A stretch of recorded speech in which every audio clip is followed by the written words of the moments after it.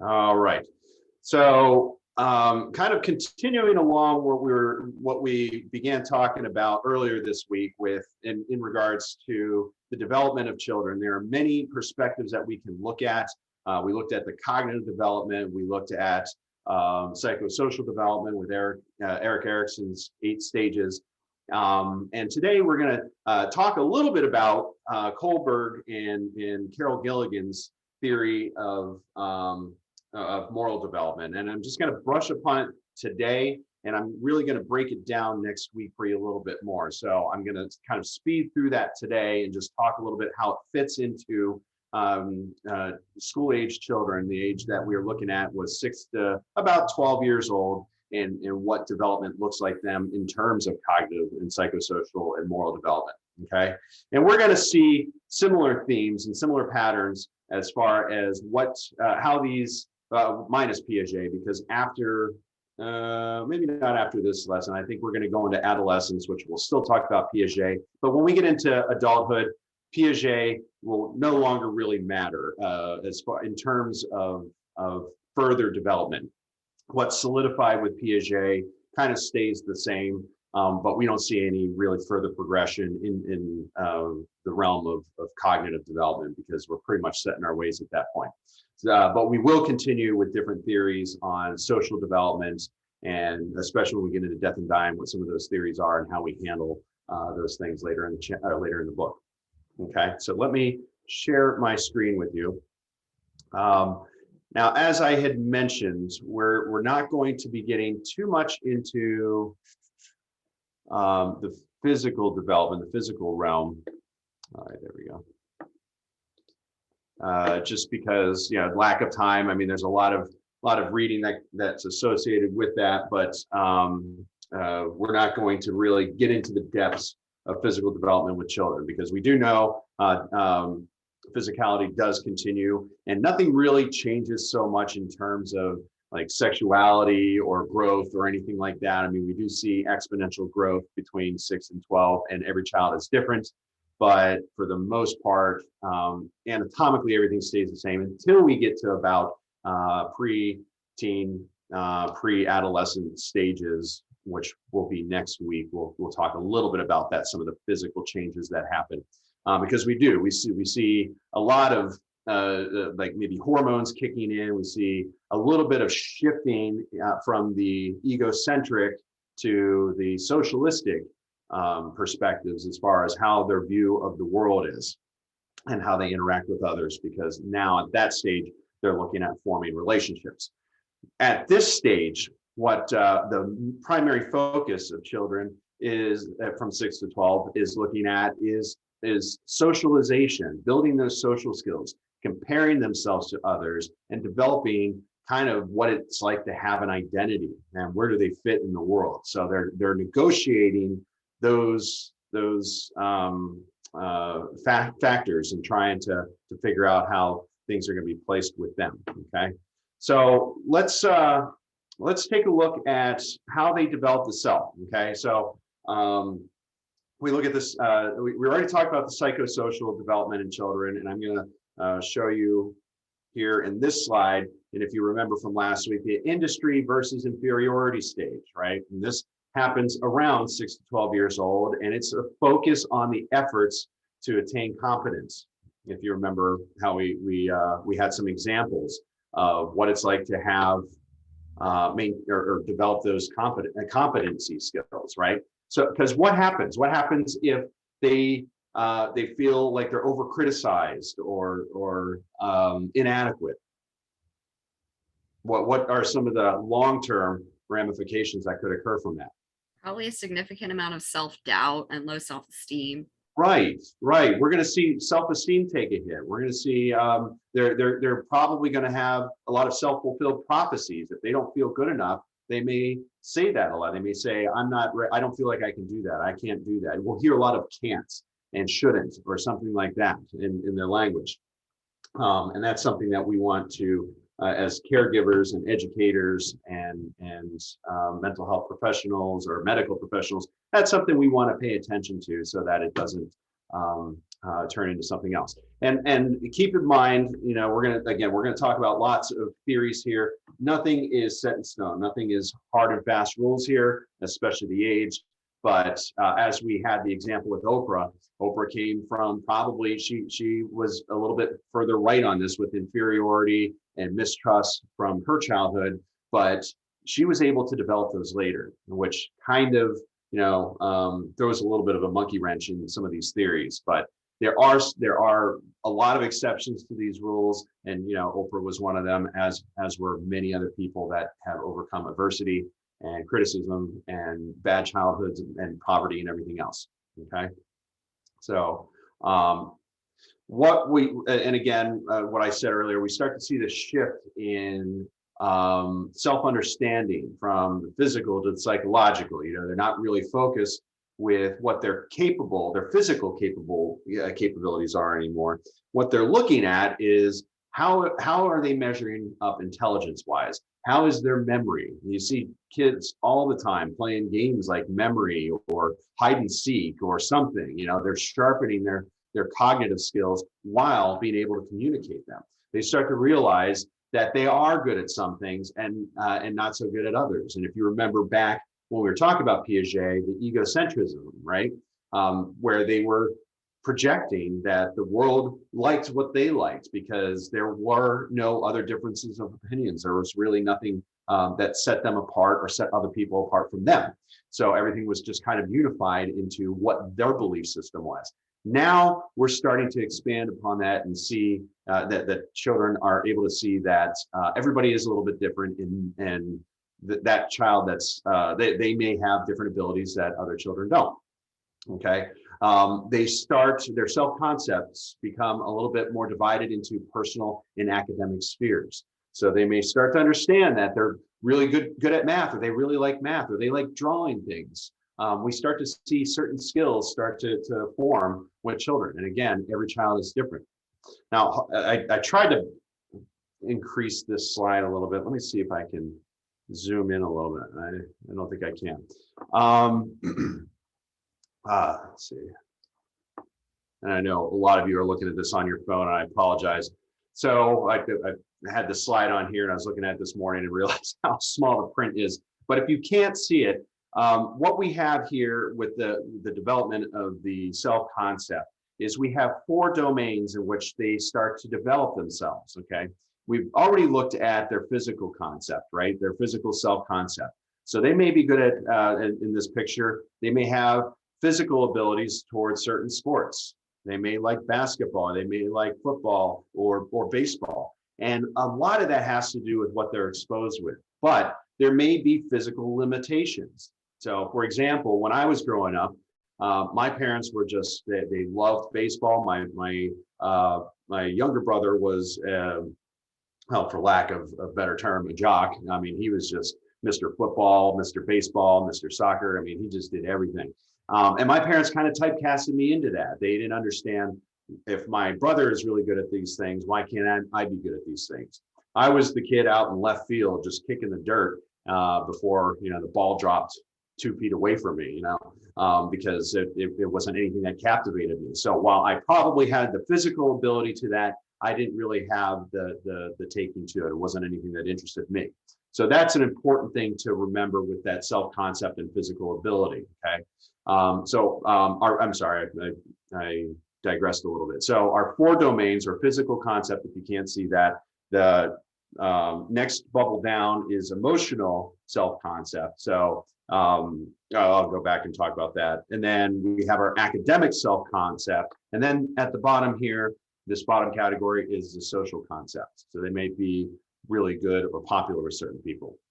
So going back to the physical concepts, self-concepts, physicality and their ability to take on certain roles and be interested in certain sports or be a fast runner or whatever. Now they kind of develop what they're good at, what they're not good at, and they build their limitations and their successes off of that.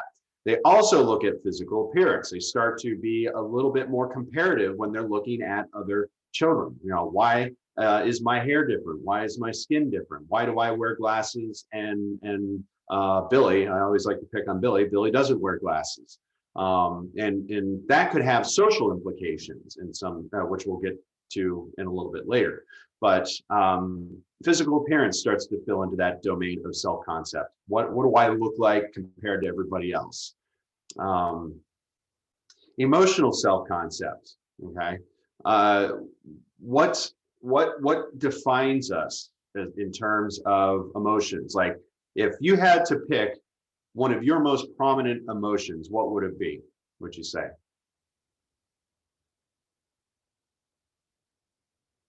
Does anybody identify with a certain emotion or feeling that is more prominent than others? Like, somebody might say, I'm bubbly or joyful, or I'm easily surprised, or I'm I'm oftentimes sad or anxious, or whatever. If I want to have a more optimistic view of myself, I'd say I'm like bubbly and joyful most of the Okay. time. But if we're going to go more like realistic, that's not exactly the case. Maybe more melancholy, particularly during winter months. Okay. All right. So you kind of recognize that based on the situation, even the time of year, it might affect who you identify with or what you identify with is in terms of emotions. Well, Go ahead. now nostalgic because in Puerto Rico, Christmas start almost close to Thanksgiving, and all the going family to family every weekend until all the Christmas thing finished. We cannot do that. Okay. I didn't know that. Puerto Rico, Christmas is close to Thanksgiving. Well, where I come from, we start that day. That night, we start decorating the house, everything. Then, what is most important for us is the 3 King days. And after 3 King days, we have 8 more days of party. Okay. Okay. Well, I didn't know that. Let's see. I learned something today. Yeah, Okay. well, in my family, we try, you don't see them all the year, but Thanksgiving, Christmas, and we do parties differently, and we did pick different house. Right. That's for my dad's side. And Okay. my mom's side is just some of the days. But usually when my mom and my dad growing up, I remember we go in couple hours one house, couple hours the other, and we finish another. That's the was the most what I'm missing because that time we connect more with the family. No waiting for a funeral, things like that to see each one. Christmas is that part of it. Okay. And what happens when we don't meet those expectations? I actually did a piece on Blue Ridge Cable TV. We had a psychological panel that we talked about coming up on the holidays, and if we are nostalgic, we kind of set those expectations sometimes. So what happens when we aren't able to travel to family or meet those expectations? That kind of Well, I'm glad for the technology. I can go okay. through uh, Duo Google. I can FaceTime and at the phone go family to family, person to person, and that's the way we're doing. That's the way I do it because I need to see mom is okay because now I can tell how are you. She say okay, then I put the camera and say you always because Okay. she knows. So that's the way. Thanks to technology, I can do much better than before. Okay, well, good. So technology helped a lot with especially people that wanted to travel or weren't able to travel. But kind of getting back on track here with our emotional states, when children start to identify that they have these different emotional states, and one of the movies we're going to watch is Inside Out in a couple weeks here, and this is a great adaptation. It picks out, in fact, they had a psychological consultant that helped to develop some of these theories, or not develop the theories, but put these theories into play in the movie. So pay attention to how these It's shifts. awesome. I love the movie. Yeah, and there's that growing moment, when she goes from Mm-hmm. adolescent to pre-adolescent to adolescence and starts to mature a little bit, and those emotional states become a little bit more better defined. And so instead of just being explosive, we might be able to have issues where we're a little bit more rageful or explosive than others, or we might just be a little bit angry about something. So we're able to identify those triggers in those situations a little easier when we go through that maturation process. So anyway, one of the things I did want to point out about the emotional self concept is acknowledgement. And when we're dealing with children, we're working with children or parents that are that are raising children on their own or caregivers. One of the things I always encourage is acknowledgement of their emotional state. So instead of suppressing, so for example, what is the tendency for boys? I think we're getting a little bit better about it, but in the past, like the 60s, 70s, 80s, what were boys not allowed to do? Cry. Right. So what's the danger in that later on down the road, do you think, if that emotion is suppressed? They aren't able to understand that emotion of sadness or fear. And so that turns to anger, and that can then turn to aggression because they don't know how to properly identify the emotion they're feeling. So it all just kind of floats into the anger category. Yeah, it could. And on the other end of the spectrum, if they are not able to deal with emotions and process them properly, we could see depression settle in. We could see that. They become cold, no emotion. They don't like to hug. They don't like to. They become, I call, dry cold, because if you hug, they just stay very. And then when you go more open, they don't do that. And Yeah. I have that in my family. Well, more for my husband's family, and they don't show any emotion, and that's real bad.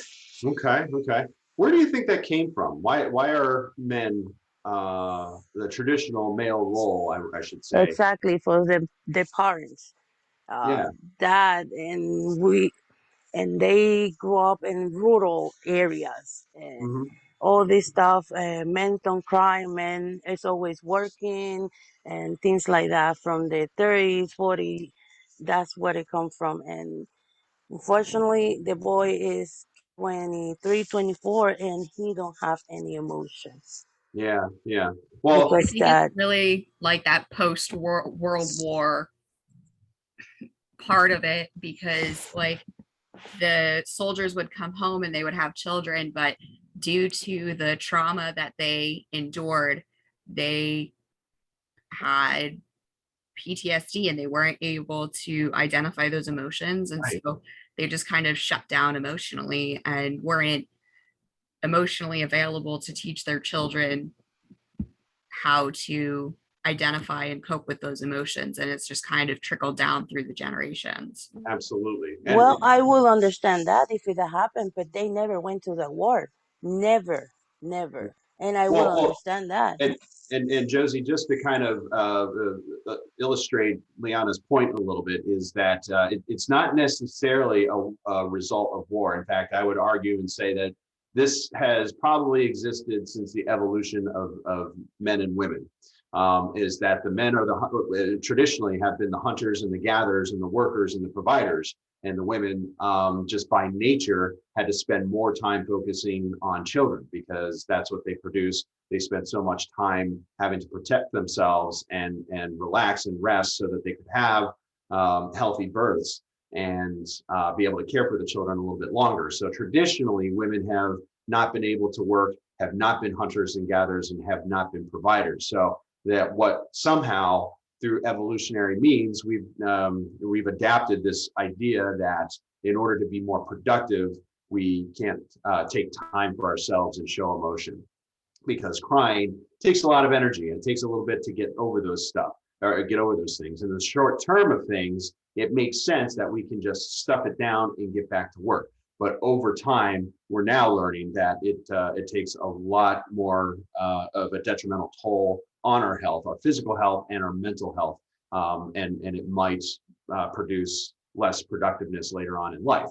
So anyway, we're now realizing this, and we're trying to turn that boat around. But absolutely, I mean, I think Liana's point there is that men that came back from war were stuffing these things down, because that's what we were taught to do as males, is stuff them down, and it's just trickled throughout society. Probably even, Josie, where you're from, men had to produce, they had to work fields, they had to fish, they had to collect, they had to provide, and there was no time for emotion. And that's kind of what we learned. So somehow that's translated to in our parenting abilities, is telling boys, don't cry, don't cry, don't cry. And that what we're saying there, and Josie, just to kind of reflect on what you said, that they don't have emotions. They have emotions. They just don't know how to acknowledge them or express them. So they were probably taught to just not do anything, or bite their lip, or grit their teeth, or drink, or engage in some kind of addictive behavior. That's the tendency of males in showing their emotions and dealing with it. You bottle it all up, and then one day you die. Yeah. Sometimes it's just about the family, like you can learn from your like mother or something like that. Like if you show your like feelings, the other people can use it. And like the crying and something in front of other people is like showing like you're weak, but like you're not weak.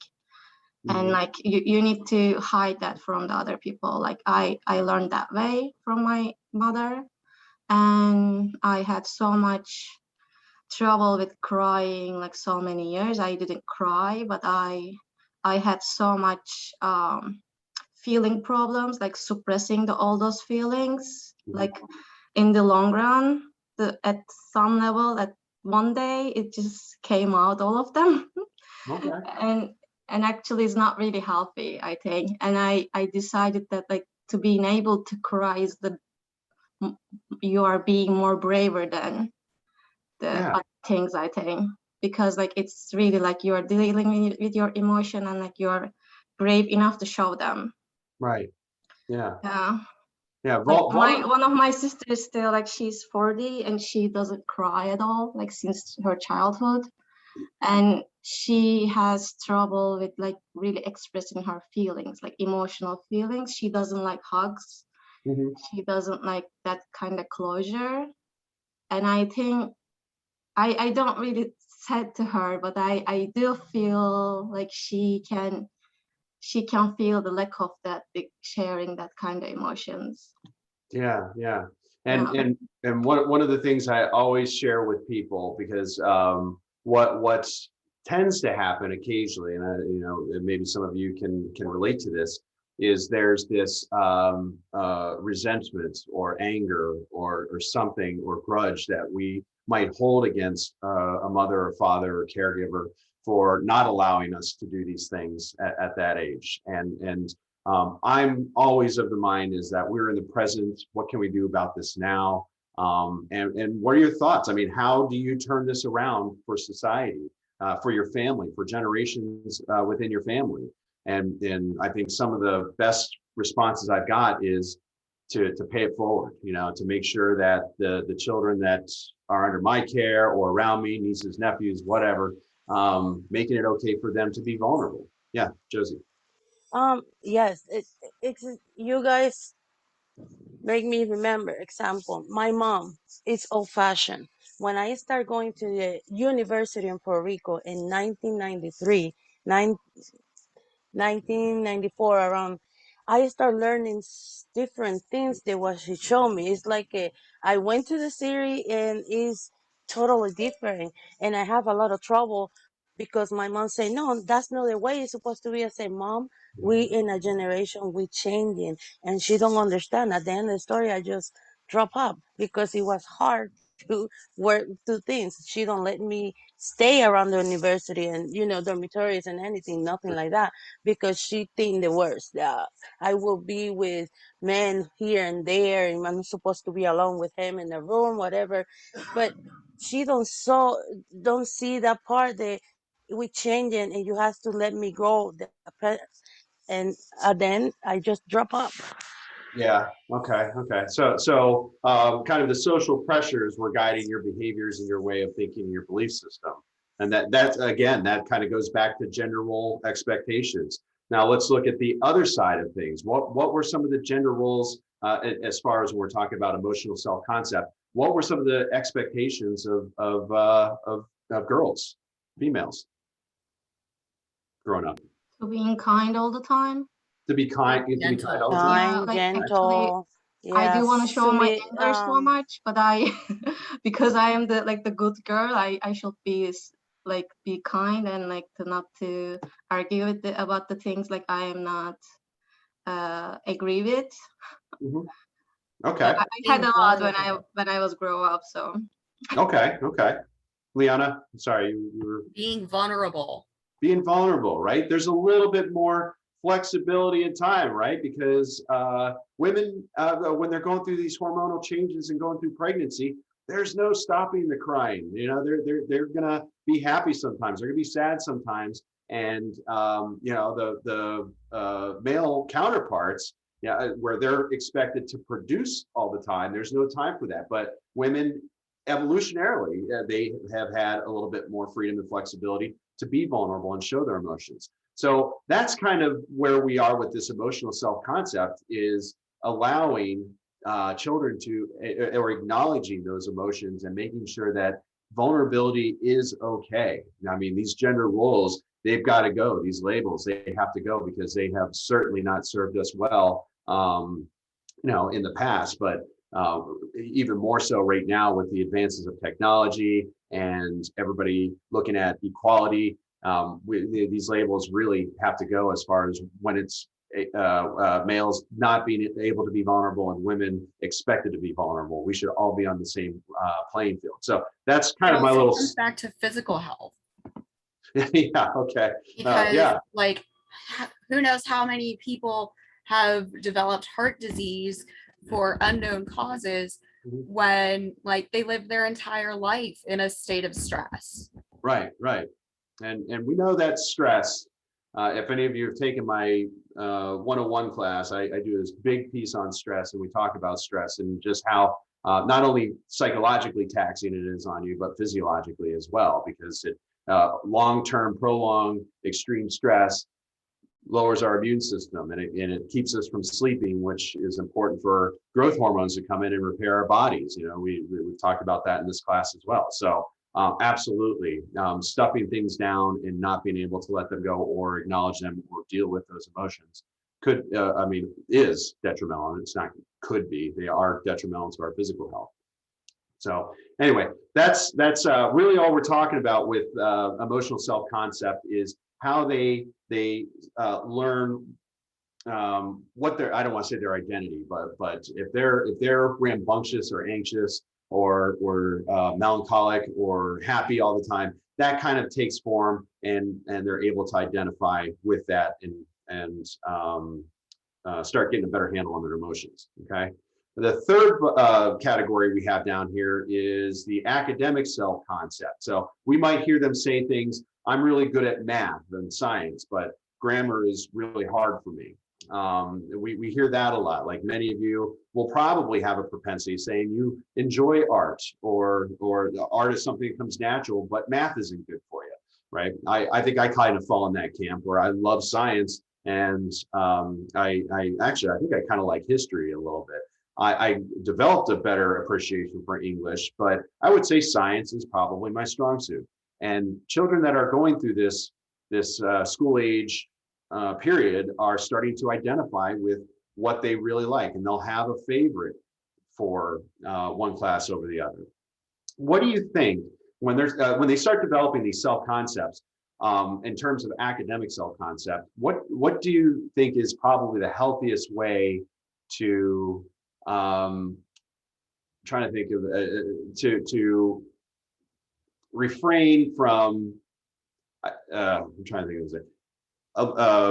Like for example, if a child says that they don't like history, how is you as a counselor or teacher or caregiver or anything, how would you address that if a child does not like a history class, for example?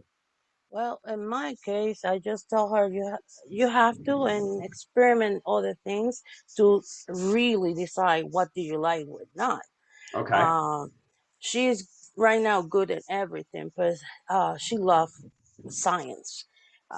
things that has to mix and explore, that's her best, my daughter, my youngest. But I always say, before you say you don't like it, try and enjoy whatever. If it is a problem, I always tell them prepare for the worst. So when whatever the solution it is, it come and you prepare for it.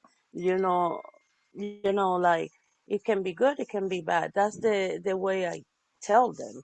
I always ready for the worst instead of be for the best. But it's totally different than what they told me. If I don't like it, they never told me. But then at the end of the story, she say, "You know what, Mom? I tried it and I learned this." And once she learned in history about uh, Ben Franklin, all these people, she in love and she looking for that and look for the history. And I said, "That's the way you have to do it. You cannot say you don't like it because it's boring. Mhm. Look the best in the middle, but always be prepared for worse. If it's not like it, don't like it, but you try it. You try it, you deal, and you don't like it, I accept that. But don't tell me you don't like it because it's just that class." Okay. Okay. All right. It's Um, also important to, go ahead. like, if I had a child or an individual come to me and say, I don't like my history class, well, it's important to learn history, because if you don't learn history, it's inevitably going to happen again. Okay. If you don't take the time to learn the signs of something that has happened repeatedly in history, there's going to be no chance of stopping it when those signs start to pop up again. Okay. So kind of relating it to it from a logical perspective. Okay. All right. I can tell, like, I wasn't like history, so I just had to deal with the classes when I was high school. So I figured it out, like, how I can like the history, and I decided to search about my interests Mhm. about to like the science and everything, and I started to search about like documentaries, and the movies that I watch really affect me, and I'm like, oh my god, history is really important. Okay. And after that, I really like it, and yeah, I studied, and after that, I did good, I think. But Okay. yeah, it was like my personal. I didn't really like look at somebody else. Like my mother really not really educated. I mean, she's like kind of street learner. So like when I'm asking like I don't like history, nobody tell me that like, I mean, you should know history, people say, but you can never really like approach by yourself if you don't really interested. Mhm. So I try to find by myself the like how I can interest the history. Okay. Okay. So having that kind of relational approach to it and relating it to something that they might be good at or have a liking towards. I think the most popular one I heard with my kids was, and I've heard it from other kids as well, is why do I have to learn algebra? I'm never gonna. I don't need to know algebra to sign checks or do whatever it is I'm going to do. So what are your thoughts on that? I mean, what is the purpose of algebra if children don't aspire to do anything in math or they want to do something different? I think algebra in particular really teaches you logic in certain ways. I've been helping my daughter with algebra last night. So yeah, I think it applies. You can use it abstractly to apply to so many things, whether or not you're aware of it. It probably happens on a subconscious level. Yeah, yeah. And that's hard. That's really a hard concept for children to understand, is that I could use this later, not necessarily in X minus Y times Z is, whatever the formulas are. They may not understand that now, but what they're going to get out of this later is that, again, that divergent thinking outside the box, thinking that X could be an infinite amount of numbers, but they can't really generate that foresight to understand that this is going to be important later for them. And we can't really tell them that this is going to be important later for them because they're just going to argue about it anyway.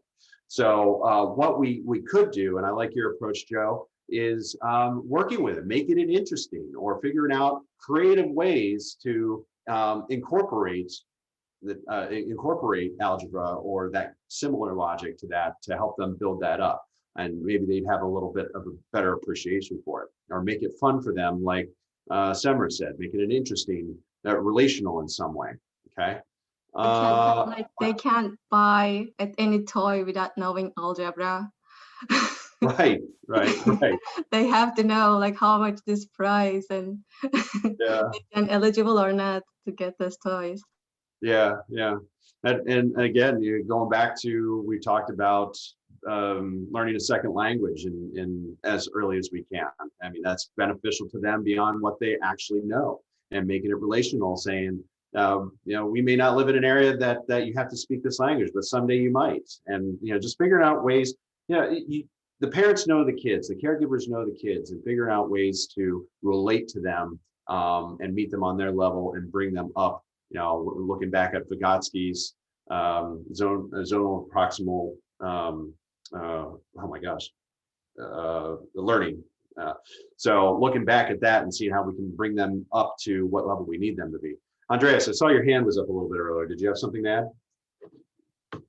No, with algebra, my teachers always said that it was going to help with problem solving down the road, because there's certain problems that you can't find the answer to right away. So you have to like battle with them a couple of times, tackle them at a couple of different angles, which is similar to things you'll see later in life, even if it's not necessarily the math portion. Like there's going to be things you come by that you can't solve on the first go, and you have to take a couple different angles at it. So that's what I think that kind of stuff primed me for, even though I might not use it down the line. Well, you had good teachers that explained that to you. Mine told me that I needed it for algebra 2. We're talking about algebra, we're talking about chess, because the chess, you have to be logic, and you have to play at center angles to save your king. Yeah. And my husband was helping in the school, and he always tried to put chess in the school, because it was interview and say it's good for math to keep the kids open mind and logic, and it's not just a game to you move the pieces, and for it helped them too in math. And I say, how?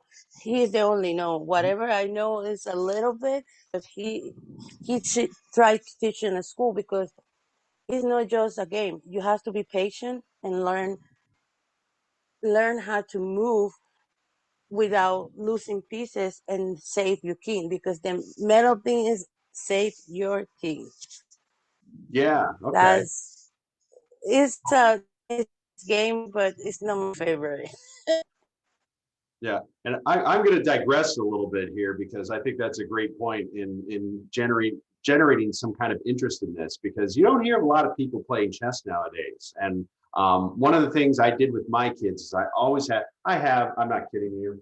Let's see, I have 2 chessboards here behind me, and I've got one in my office. I think I have one in my camper, and I have a portable one that I usually take with me. But anyway, I always had chess boards. We have more. Have a Star Wars one. We have the World War II. We have regular ones. Oh my We gosh. have wood ones. He loves that. He was a Marine, Yeah. so. Yeah. Well, children that are naturally curious will look at those things, and it looks like a game, and it looks like something they might want to play. And all my kids learned to play chess because they saw me playing, and I never asked them to play. I never forced them. But when they were old enough, they would start moving pieces around, and they would ask questions about that. And in fact, it's one of the things that I use in my therapy. In my office, when I'm working as a therapist, I have a chessboard always set up and ready to play. And my younger kids especially, they'll ask questions about that. And one of the things I really appreciate about chess is, like Josie said, is the use of the logic, using logical problem-solving skills, looking at decision-making and judgment. And when you start activating those areas of the brain, when you're talking about some kind of trauma or processing trauma, or talking about vulnerabilities, or just getting unstuck from an idea or a feeling or something, getting those parts of the brain activated are really, really helpful in helping them talk about it. I wish he has more time, but as I see the first grade, when he going to first grade, these kids want knowledge, and you can teach them, and whenever they saw my husband, they stop and say, what is this, what is that? Or emails, kids sending email to my husband. First grader, it was amazing because it's a part of the brain you open. And to me, it teach them more logic, it go more see things for another perspective instead of see it in the first one. Yeah. Have I you guys, just enjoy the first. Gotcha. I'm sorry, I interrupted you, Josie. Did you guys, have you Don't watched, worry. have you seen Queen's Gambit? Oh my gosh, yeah, yeah. One of my Oh favorite I was yeah. shows. wondering if your husband has seen that too. Yeah, Yes. that show is amazing. That got my Yeah. daughter, she's 14 now, but it got her so into chess. And she joined the chess team at the school because of Oh, that good. show. Yeah, it's really cool. Yeah, there's just something enigmatic about chess. I don't know what it is, because people are drawn to it, and I capitalize on it. I use I it. love chess too. Yeah, yeah, I wish the schools have it here because I see what my husband tried to teach them, and here in Lebanon it's not. And I was a middle school teacher. He connect with my husband. He tried, but they 2 months and that's it. And the rest they don't try to give you responses, helping to build more. No, but in other counties, other states, they have it. Even some college it can give you finances because you play chess. You know, mhm, because it's like another sport. But here it's very hard to do it. We try to the library, public library. He was in the public school, private school, and he don't go. He don't yeah, go.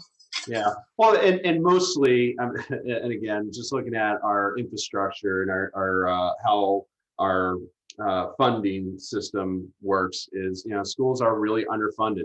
They don't pay teachers near what they should get, and to spend time with children, and we're kind of catching on to this, that the happier teachers are, the better they're going to be able to perform in help students with, and take that extra time to help kids learn, not just what they're expected to learn, but all these soft skills and extracurricular activities that are going to help them to be more creative and be more successful in life as a person, not just necessarily as a productive citizen. Okay. And I So- do want to add something, like the kids, when they are supported by their teacher, is really affected then sometimes their mothers or father. Mhm. And I think really important to they have some like social interaction with their teachers, and like getting support with them. I think really important. Like my sister has like 4 kids, and Mhm. one of their friends' mother is also teacher, and she says like, I am trying to teach everything what her teachers teaching them. They listen her but not listening to me, and I am also teacher. Why they are not listening to me? And I said like, you are their mother. Like their Right. teacher is different. And like with their homework, she like tried to finish their like summer homeworks with them, and they weren't listening. When they meet with their teachers, they started doing during the summer because their teacher told them to finish the homeworks. And I Right. think it's funny, Yeah. but So it's a little bit. it's real. Yeah, it's a little bit different when you hear it from somebody else, right? And then that kind of brings me to my 4th category on here, is the social self concept. And they at this level, when children are developing their self concept, they're looking at how cool they are, how popular they are, how liked they are. They start this comparison, the social comparison, with people that are better than them and people that are worse than them and people that are on the same level. And they kind of look at them from those 3 angles. And we kind of see that with cliques or groups forming, these social groups forming right around, probably earlier on, looking at like 1st, 2nd, 3rd grade. Kindergarten, all the kids are about the same, but we start to see that develop as they get a little bit later. These groups start to form based on their peers. We'll see some kids that are good at sports, and they kind of hang out together. We see Mhm. some kids that are good at math, they'll hang out together. We'll see some kids that haven't quite figured things out, and they're eating glue usually in the corner somewhere.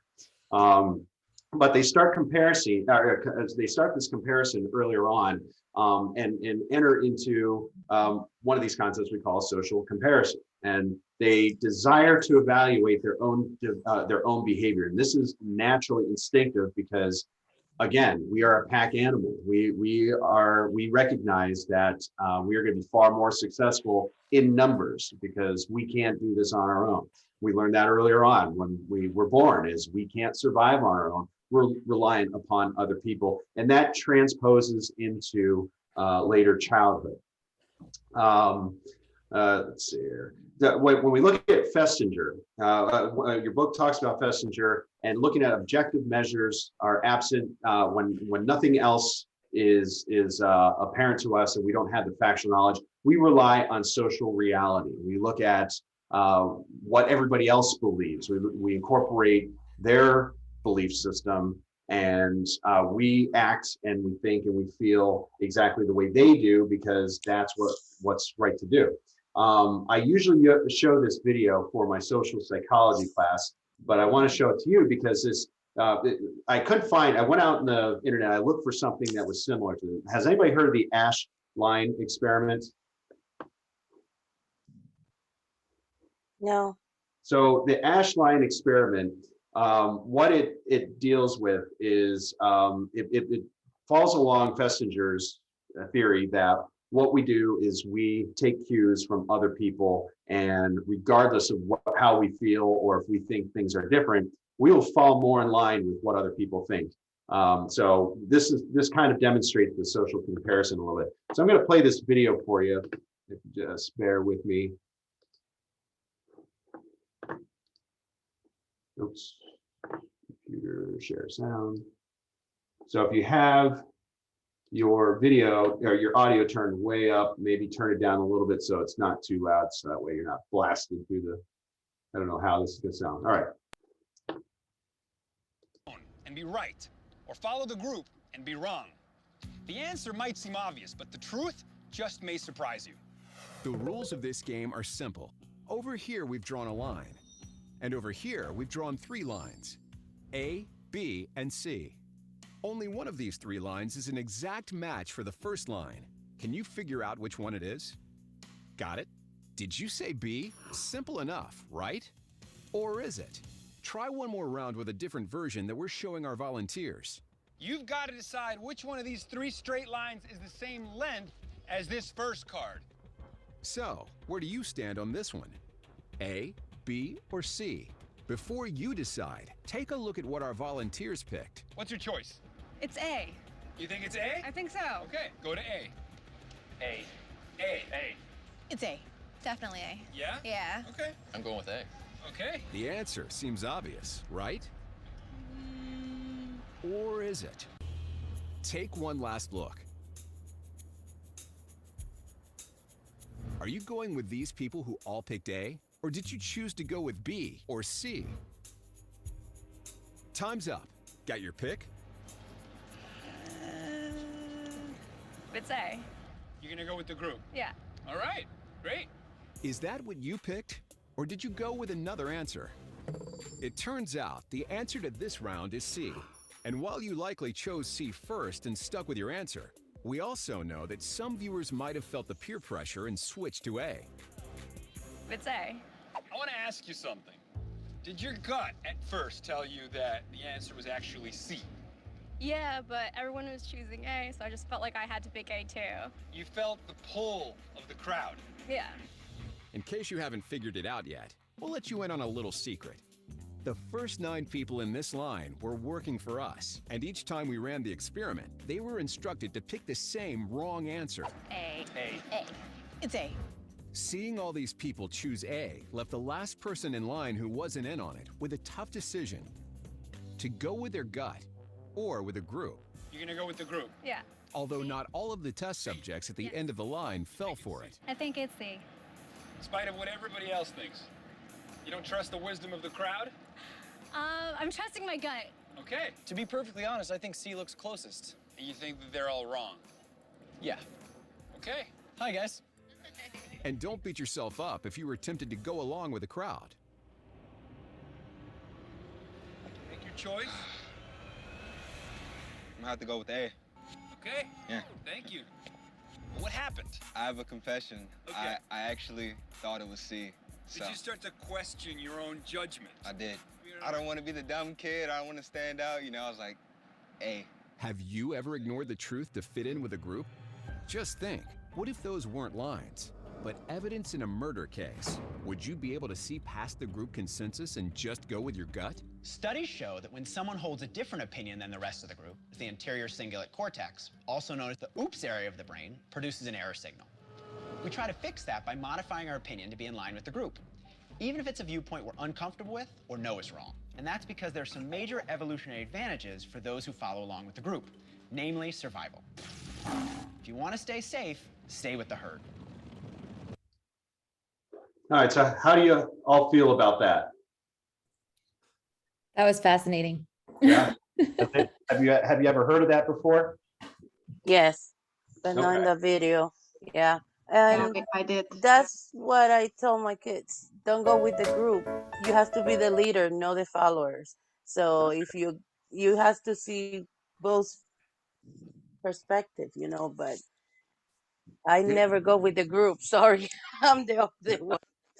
I But never. yeah, okay. But and again, just kind of acknowledging that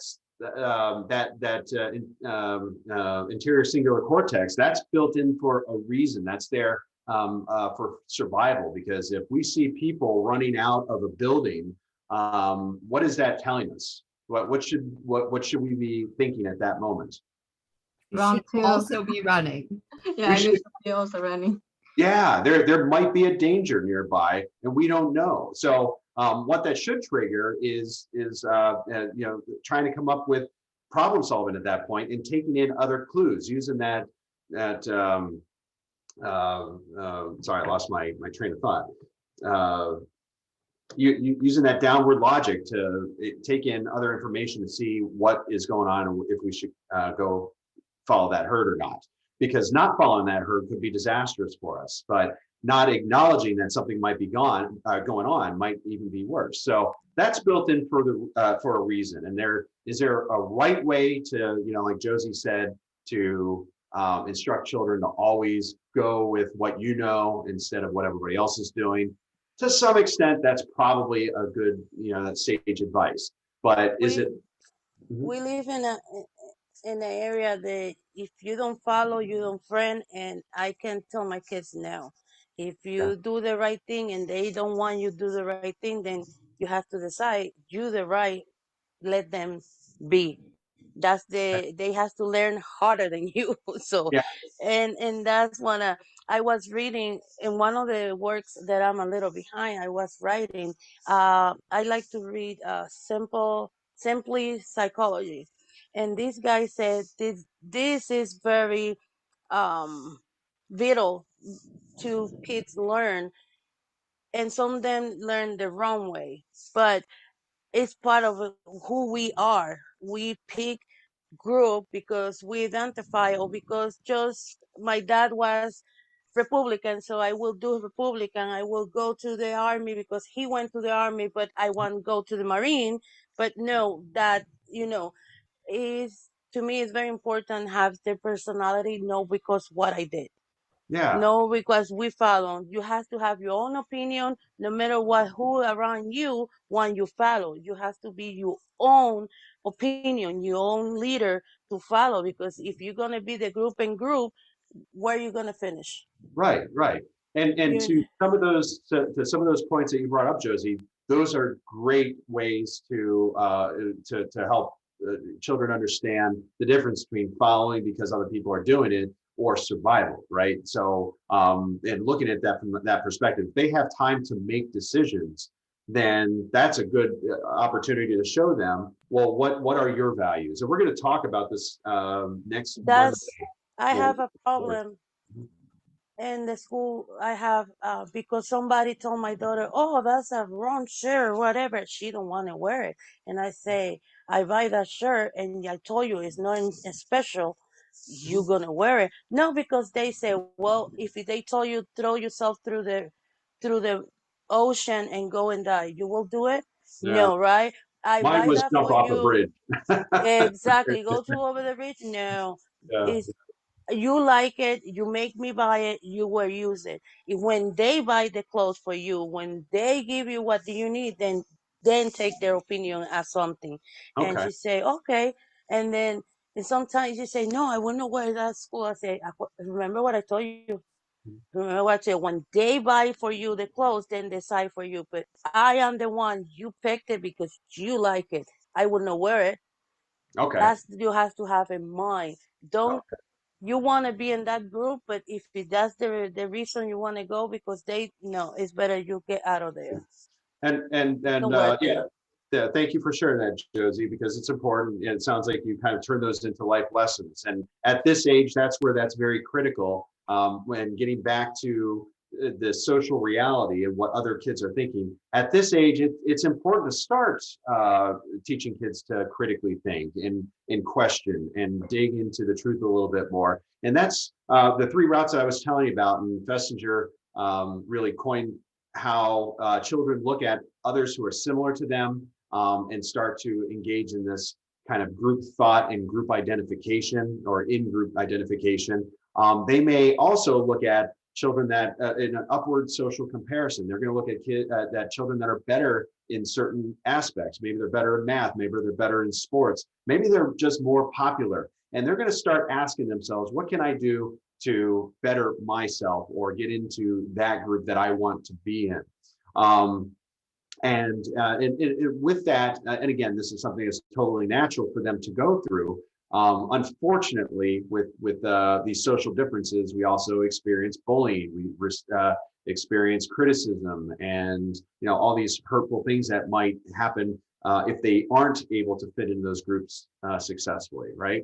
And then on the third plane that Fessinger's theory here, we look at downward social comparisons, where they're comparing themselves who are less competent and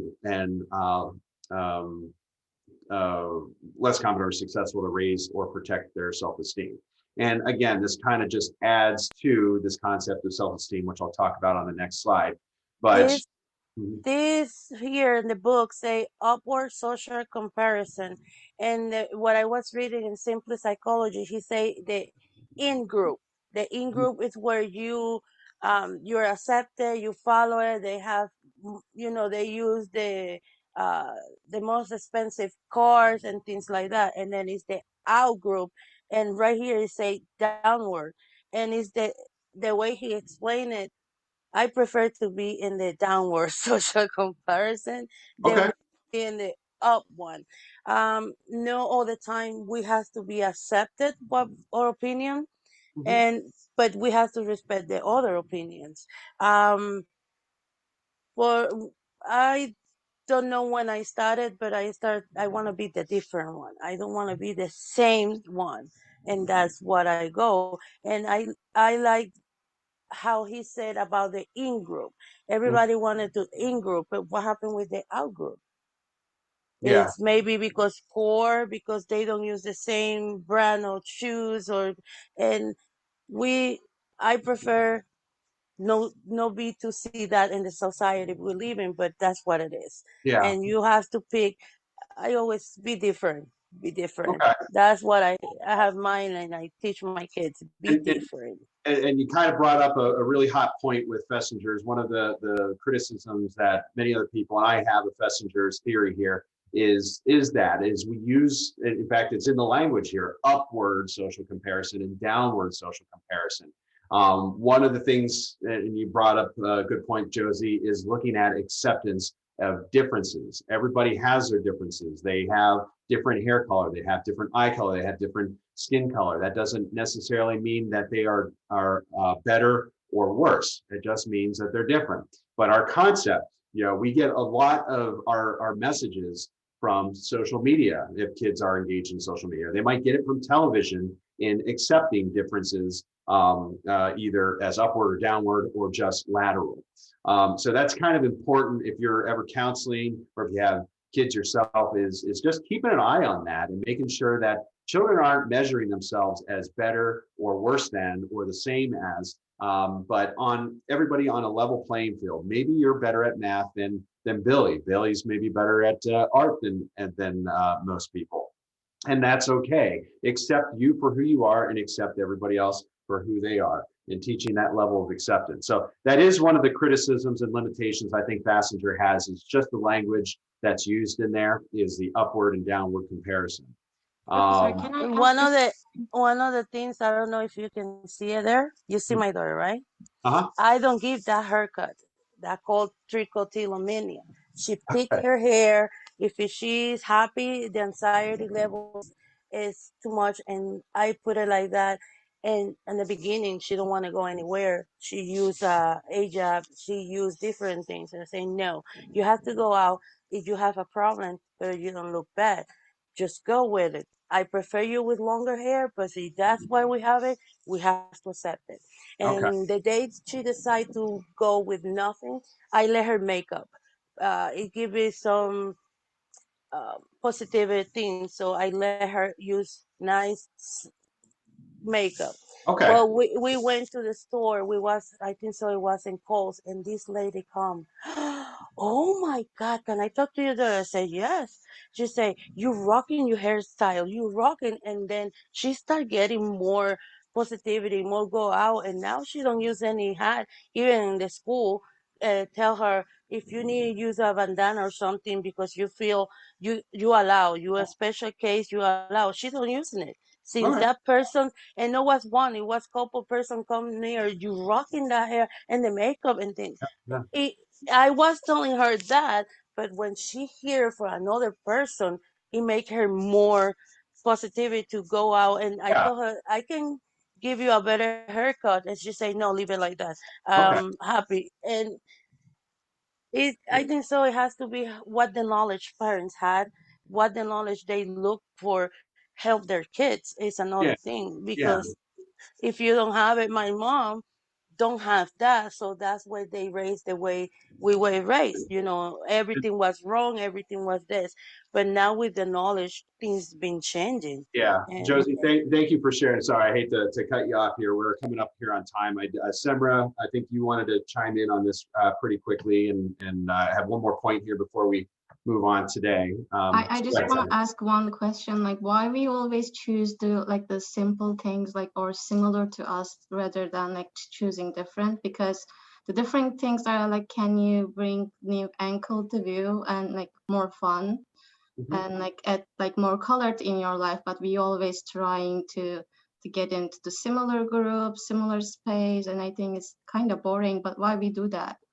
Well, I think the evidence shows, and just with the research, and even the Harlow monkey experiment is when they're using Reese monkeys to demonstrate how safe we want to feel. We have to have that base camp kind of where we feel safe and secure before we feel like we can adventure out and explore new territory. So I think that might be one explanation, is we want to do things that feel safe and routine, and then at that point we might be a little bit more adventurous and say, hey, we're okay now. Let's venture outside of our comfort zone and do things a little bit different. And that's just that's just the nature of secure attachment, which I think we glossed over, but we really didn't go into. Maybe I'll delve into that next week as well if we have time. Okay. All right. So we are run up on time. I have a couple.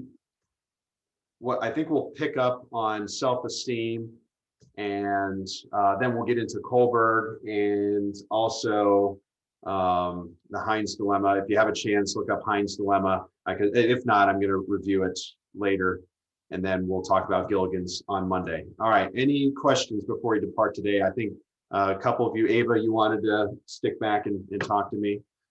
Anybody else? All right. Well, thank you everybody for your attention. Oh, let me stop the video. thank you. Have a good weekend. See Thank you you. then. Thank you. You too. Have a great weekend. Bye, everybody. Thank you. Thank you. Bye-bye.